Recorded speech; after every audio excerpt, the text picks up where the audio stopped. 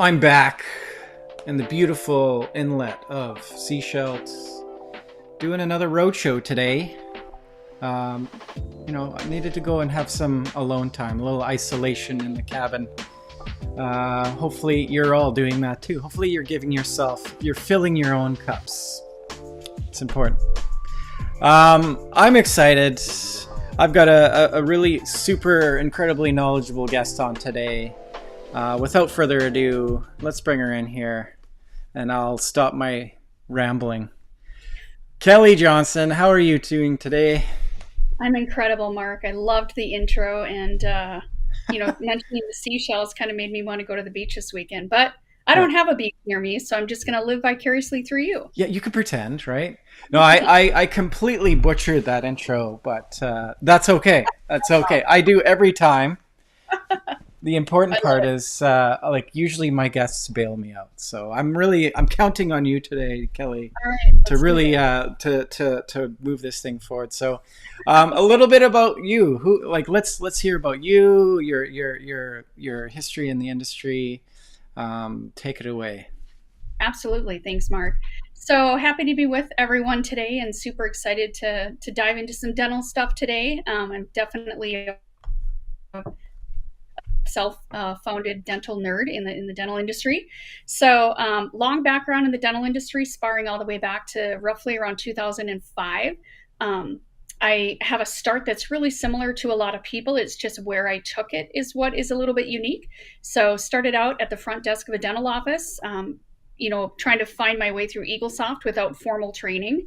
It was kind of a trial by fire experience where you click till you get where you need to get, and that's how you learn, or you're peeking over the shoulder of someone near you, and that's how you learn. So did that for a while and really adapted well to the technology in the dental office. I'm fascinated with how it can alter the patient experience. So I became addicted, if you will, to improving those processes and just kind of changing the outcome from start to finish for that experience. So continued to working on collections, treatment plans, the standard fare. And then one of the doctors I worked for and supported bought a second location and asked me to come over and be his office manager. So I jumped wholeheartedly into that opportunity, Mark. And I said, hey, you know what? This is a chance for me to really directly affect that patient experience, because that's at the forefront of everything we do, is getting those people in the door and getting them out the door where they're going to have a really great experience and get what they needed, get what they came for. So it gave me an opportunity to dip into some of the back office things, like charting perio for my hygienist when we were short staffed, which was always. I even helped install a pan machine or the flooring that needed to go in before the pan. So I got very hands on with ordering, putting in budgets, hiring, firing, just everything regarding the operation of a dental clinic. And I fell in love with all of it. That then led me to start my own consulting business, because I wanted the freedom to do EagleSoft, but I also wanted the freedom to touch maybe into some of the other technologies in the space as well. So I did that for a while. That led me directly to a technology advisor role at Patterson Dental, that I was in for just under about 7 years before coming to CareCru. So that role gave me the opportunity to work with clinics pretty much top to bottom on their tech stack, their SOPs, their protocol, really engaging people in the workflows per se, solving problems, just everything under the sun that you could imagine. After I'd kind of exhausted my territory, if you will, and felt that I'd really achieved what I set out to achieve, I then looked to get into the third party space, which is what brought me to CareCru, where I'm at today. So today, Mark, I'm the VP of Practice Development here at CareCru, and I take the opportunity and privilege very seriously in the fact that we're changing lives here. We have a unique solution and we have unique things that we bring to the table here. So again, I'm just trying to figure, hey, I've got the full circle of practice management software. Now let's dip into the third party. Let's tie all of that together, which is what brought me to getting to be at CareCru. So that's my story.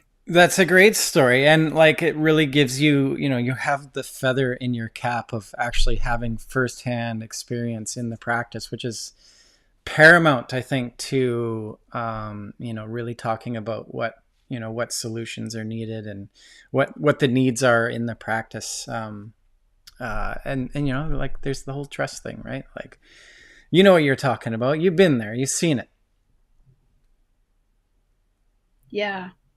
Yeah, and it's interesting you say that, Mark, because I'm a big believer that you don't have to work in a dental practice to be valuable in the dental business, It does help. It does help. but it certainly helps. It certainly Yeah. helps, and it gives you just a little bit of a different approach to kind of what you're going to do and what you're going to lay out for people. So I do think that it definitely helps bring that special sauce to the table. I like it. Yeah, you need that special, like whatever your special sauce is. Everybody needs their special sauces. So, what did you see like what and the on the front line? Like, what were your sort of aha? If like everybody has their place and purpose in this industry.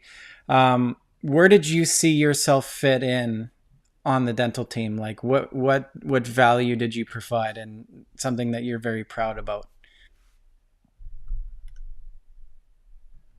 Oh, you're frozen.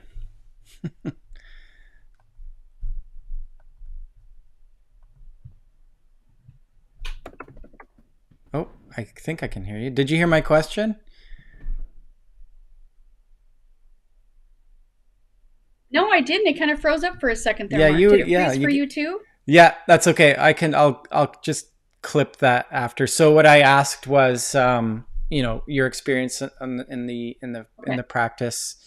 What what were you passionate about? Like, what value did you bring? Like, what was your piece to the puzzle? Yeah, absolutely. So the biggest piece of the puzzle for me and what I brought to every clinic I worked with was helping them see another way to do things. So I was able to influence those that maybe are the decision makers. I was able to influence those that are not the decision maker. And what I was essentially able to do is say, let's not make assumptions about this, that, or the other thing. Let's sit down and actually look at what you're trying to achieve here. And I was very famous, Mark, when I would go and consult a practice or teach them software. They would, people would ask me, hey, can you turn on this alert? Or hey, can you turn on this reminder? Or hey, can you help me build a treatment plan with 15 phases? Certainly, I knew how to do that in the computer, right? Certainly. But I chose not to. Instead of, saying, yeah, click here or yeah, click there, what I did instead is I said, well, let's take a step back for a second. Why do you want to do that? Why do you want to create a treatment plan with 15 phases? Do you think that'll be successful with your patients? Why do you want to have this alert turned on? So I always tried to get them to really think about what they were doing. And 9 times out of 10, they would say, well, I don't know what I'm doing. I was told to do this. Yeah. And so then I would create a safe space for them to pause, think about it, and then I was like, if you still want me to show you that now, I will. But now what do you think? And they're like, no, I don't want to do it like that. Don't show me that. I don't want to do it Yeah. like that. So I was really the one that kind of challenged the status quo. And I didn't do something because it was in a Word document. I did something if it made sense for the outcome of the patient and the practice. And I really encouraged people to do the same. So they grew. They grew and opened their eyes just by being in the room with me because I challenged their questions, and I didn't just reach over them and click on the keyboard and get them there in the computer. I challenged their approach. Yeah, purpose is everything, I think, right? Like what it was, Mhm. what's the outcome of this whatever it is, like a system, or like that's super important. And to establish those foundations is pretty critical to success. So that's cool. Yeah. What challenges that did you sort of see being in that space, like firsthand? Like, what were the top three things that these practices faced? Yeah, for sure. So obviously the top one in the last 2 years has been a staff shortage, Mm-hmm. not having resources, not having enough bodies in the room to do the workload, not having the right bodies with the right skill sets and the right intention in the room. And when you are short human capital, or you are short any level of resource inside the practice, it really does make working inside that clinic very, very difficult, very, very challenging, because people are not born knowing how to pivot in the dental space. There's no college for that. So it's really, what have you learned and what experience can you draw on? And if you don't have individuals on your business and clinical team alike that can really pull that off, it's just a heavy load for people. So that would be the first. The second would be noise. There wasn't a clinic that I've ever been in, ever, with any DPMS, any third-party software, it doesn't matter what they're using. There's so much noise, so much distraction, so much to think about, and they're misguided, or they're uninformed, or their practice isn't communicating very well. And they struggle because who do you listen to? Do you listen to what was said in huddle? Do you listen to what the patient said to you on the phone? Do you listen to what was typed to you in chat? There's so many bullets flying at you all day long, unplanned, that it's really, really hard to reduce that noise. And then the third thing, and these are all big things, the third thing would be access to information and knowing how to take action on it.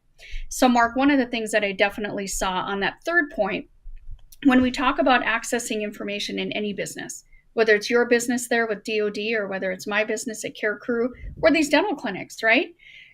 Finding information is one thing, but then doing something with it is completely different. And sometimes it's what? You don't have to do anything with it. That's kind of one of the things too, is it's like, hey, this number might be perfectly normal for where you're at today. You shouldn't yearn for more. So leave it alone. Go to this one. Well, by the time they think about it and figure out, oh, this one's fine, I'll go to this one, it's 5:00. And then they go home and they forget about it. The next day, they don't carry any continuity of that conversation forward, and they're off on another problem, and nothing ever actually gets followed through on. So the noise, not having the right staff, and then accessing information and actioning on it are definitely problems today. What steps could, in your opinion, what steps could these practices put in place to sort of keep things moving forward, keep the ball rolling, keep the needle moving forward? Yeah, for sure. I mean, the first thing that it comes down to is having really good alignment and communication in the team, and a very good understanding of the foundation of where you are and where you need to be. Don't look back, look now, look forward. And once everybody can communicate and agree on, hey, this is what we want fundamentally as a team to achieve, then you put the blocks in place to achieve that. And you stick with those things. You don't abandon them 2 days later because it gets hard, or it gets confusing, or there's noise. You fight through that. And when you come on the other side of some of that work, you'll realize that, hey, my company, my dentist, my dental office, and they are companies, are better off because we took the time to dedicate ourselves to each other as a team, communicate, and really understand fundamentally what we want. Do we want to go to CE events every year? If no, why are we wasting our time talking about it? Do we want to put in a payment plan? If no, why are we wasting time trying to find one? Like, you'll find in a practice that people tend to be very scattered. One will think one thing and start Googling it and go that direction. And then someone else will think, hey, I have a unique idea. I know how we can differentiate. I'll click on this and go that way and not tell anybody. So everybody ends up being on completely different compartments internally, and you really just implode at that point. Yeah, like just kind of going with the ebb and flows, and there's no sort of like systems in place, I guess, right? Like, is this like regular team meetings? Like, how do we solve like staying on the same page? Is it leadership? Yeah, is it leadership? I think it comes down to leadership, and then just having opportunities and creating opportunities, making opportunities to sit down and talk about some of these things as a team. And I'm a big believer. When I ran my clinic, I was a big believer, and still am, that you really include everybody. It isn't just for the dentist owner. It isn't just for the office manager. I think everybody's a team in there. And the high functioning practices that we'll see in the space, again, on any technology, you're going to find that those guys are really, really dialed in. Everybody's included. Nobody's left out. Nobody feels like an afterthought. Those are the practices that are high performing, and the numbers are directly related to that. You'll see them making a profit. You'll see them enjoying their day. You'll see them open and receptive to getting a call and looking at some new technology.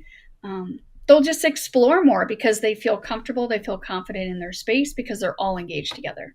Yeah, you've kind of grazed it, but it turns into good culture, right? Especially when everybody's ideas are included and everybody feels like a part of it. It really is like it's the sour apples, you know, like it turns into the sour apple. It's kind of like a product of the environment or the variables, but it's tough. I feel for dentists out there. They're, you know, their best position is to be chairside and doing their work, but you know, their mind has to be on so many things. So delegation, I'm sure too, like trusting your team to do the things that they need to do, but you know, ensuring that you're building these systems in place that everybody's kind of on board with and can contribute to, I think is key Yeah, as well. Yeah, wouldn't you agree? I think you're right, Mark. I think you have a system that can get created, but I think finding people that will contribute to it, even if they're not 100% bought into it. I Hmm. mean, they still do have a job to do. They still do have a dental Yes. practice to support, and they still do have, you know, the dentist has expectations of every staff member, and I think those need to be factored in. So I think you're exactly right. Who Yeah, can yeah. contribute? Yeah, and then maybe, you know, having the proper management leadership overseeing it, making sure everybody's, you know, plugged in. You know, let's Yeah, all plug definitely. in. Yeah. Yep. So from when you started to now, like let's talk software. Let's get into this. Like, what have you seen? You know, in terms of front end tools to be used, like how is that going? Like, how is that progressing? What are the challenges that you know, we're facing with implementing these things and getting everybody on board? Like, where are your thoughts there? Yeah, thanks, Mark. That's a really good question. So, I mean, if we go back, you know, even 10, 12 years, I think that was some of the early technology coming out with appointment confirmation, patient engagement tools were starting to emerge into the market. Um, People were thinking, hey, let's work harder or smarter and not harder. And I think, you know, even everyone in the practice, all the way back to the dental assistant, um, to part timers, to temps, I think everyone was starting to get engaged in, hey, what can we install on our desktop? What app can we get? And you know, let's run with it. And I think that we then saw an oversaturation in the marketplace, you know, even leading up to the last 4 to 5 years. Now, if somebody wants to purchase something for patient engagement or analytics or, you know, a tool in the practice, now there's so many options to pick from. You know, we've swung it almost from one end to the other. And currently, Mark, there's no shortage of dental shows, dental events, social media pages, how to's. There's so many different avenues to get information nowadays that it's almost worse because people get so confused on what to read.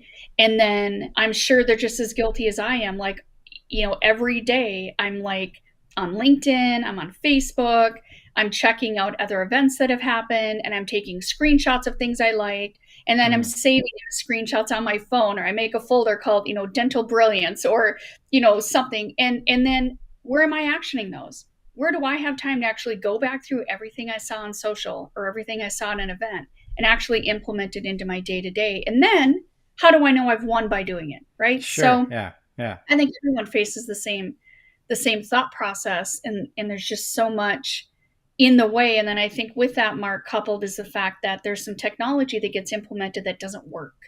Yeah. It doesn't work, and we've all been there, right? You turn it on, you're really excited, you think it's going to solve all your problems, it's going to create all your treatment consults for you, it's going to sell dentistry, it's going to collect patient portion due at the counter, it's going to do all these things, and guess what? It doesn't work. Yeah. And then I think everyone gets really soured to like, well, then I'm not going to try anything again then because this didn't work, so I'm done. I'll just do it. Yeah. Yeah. There's major pushback. Yeah. Um, and whose fault is that, Kelly? Whose fault would you say that, you know, the tool, is it the tool or is it the people or is it a combination of both? I think it's a combination of both. I think it's everything in all of it in between. Because I think sometimes the conversations that you need to have when you're implementing technology and the foresight that you have to have, and then the involvement you have to have along the way, really could have maybe created a different outcome, you know, when we think about technology. But people have to remember that these tools are invented by somebody else to solve a problem, you know. And at CareCru, that's really what we tie it to. And our approach is unique, frankly, where we are here to solve problems. And our secret sauce, if you will, is the people that stand behind the technology at CareCru. We understand this. We understand that people are in that situation. So if there's proper communication, proper setting of expectations, proper understanding of what you're doing in the first place, and then understanding how to pivot when it derails, that just what we weren't good enough and we weren't ready enough as an industry for all these different solutions to come in. So everybody got what I call, when I'm training, I call it click happy. We've all got click happy where we sign up for this and we sign up for that. And again, I'm going to refer to my own cell phone. I'm the same way. I've got 17 diet apps on my phone, and I downloaded every single one of them, Mark, because I'm like, which one is going to be my saving grace? Which one, actually help me lose weight or whatever I'm trying to do? But again, here I sit, problem got solved, but I've got 17 apps on my phone, right? So I didn't really understand what I was looking for when I just started clicking on things. And then sometimes you get taken down the wrong avenue and you don't know how to self-correct. So I think it's everything. So where do we start then? Like where do we, with all this noise, is it like we got to know ourselves better? Is that kind of it? Like if we can identify what our own needs are first and establish, those voids, and then kind of put ourselves out there and figure out what tools, what things, what people will solve that. Is that an assessment? What do you think? I do think that's a great component of it in the beginning of things, Mark. And here's why. If we don't know what we're looking for, and we don't know where our lines in the sand are, it's really hard for each of us, no matter what our roles are in the dental clinic, it's really hard for us to understand what we can tolerate, what we can live without, and what are our must-haves. And I think when we're thinking about not only the DPMS software, but also the third party that we stack on, if it can't do campaigns, or if it can't swipe a card or do Apple Pay, or if it can't, sync to my watch, or I can't sync to my, my car, can I live without that? What is the impact to the business? I think people need to dedicate enough thoughtful conversation with these technology companies in order to find that out. And for me, when I'm working with people, it's like, that's the approach. Take a look at different things, understand what you're looking for. Like you pointed out, Mark, get to know yourself a little bit better, because otherwise you're just signing up for stuff just because you think somebody thinks that they think that you should sign up for it, and it's not purposeful. It's not intentful. I think you touched on it too. Like I find that it's like, I mean, this industry is just as guilty as anyone. Like, this doesn't just isolate itself to the dental industry. I think humans have a sense of being very like proactive, seeing something and like not like just kind of grazing over the granular details of the purpose. Everything's becoming far more complex and specialized, and like our need to understand ourselves and our systems and and everything that's around us is that much more important to know. It makes that sort of that selecting that diet app, like this is going to be the one, like, I don't know. It's tough. Like, and I think, we all had like tons of time during COVID to sort of dive into these things a little bit deeper. Wouldn't you agree? Mm-hmm. Oh, I agree. And then if you think back to that time frame, Mark, that's when a lot of people started signing up for digital forms. Yes. Patient in the waiting room.